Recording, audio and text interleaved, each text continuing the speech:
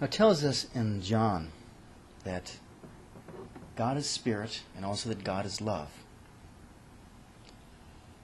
And the question is, how do we experience the Spirit of God, the Spirit of love, within our being? What does it look like? And I'm going to start by giving you a story of what it doesn't look like.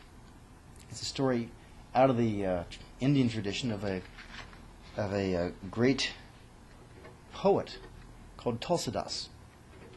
Tulsidas, who was living about the 1600s, 1500s, 1600s, has become revered throughout India as one of the translators of the Ramayana. I think he translated it into Tamil Nadu, a very beautiful translation. And also wrote the Ramachita Manas, I think is how you pronounce it, a great series of poems expressing his devotion to God. Anyway, it's a fascinating story, the story of Tulsidas. He was an orphan and was sort of picked up by a temple priest who just saw his intelligence and his artistry with speech and his devotion. And so he picked him up and sort of adopted him and just brought him up, and eventually came time for him to marry, and so he arranged a marriage for him with a wife from a village across the river, the Yamuna River. So they get married, and Tulsidas' wife is not happy at all.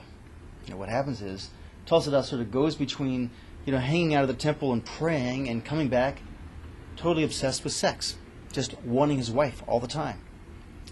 And the tradition in India is that after a week or two of a marriage, because they get married very young, like 15, 14, 15, that the wife gets to go home for a week or so and, visit her parents and, get back, and then before she comes back, it's sort of a tradition.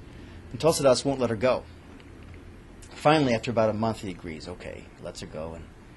And that night, he misses her so badly. He's like, so much wants her.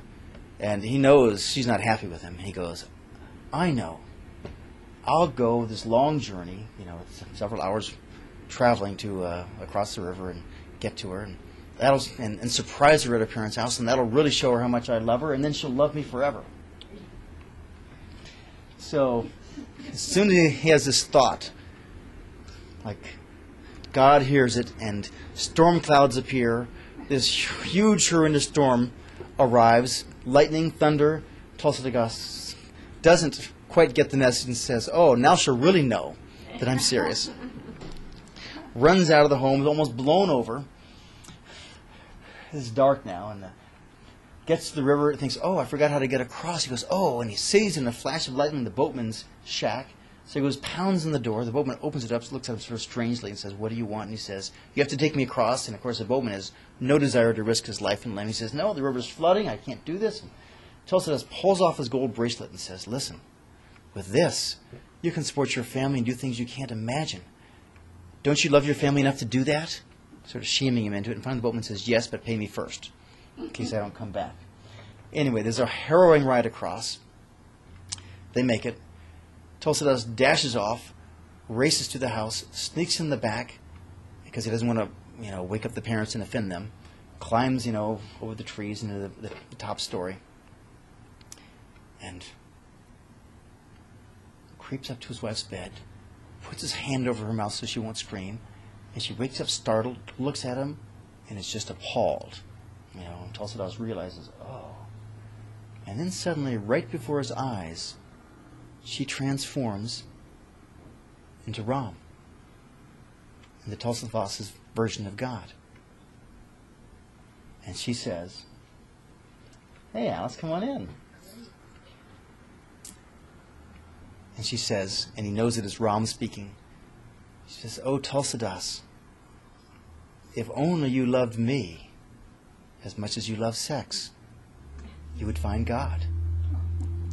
And at that point, Tulsidas sort of wakes up, jumps up, and runs back to his home.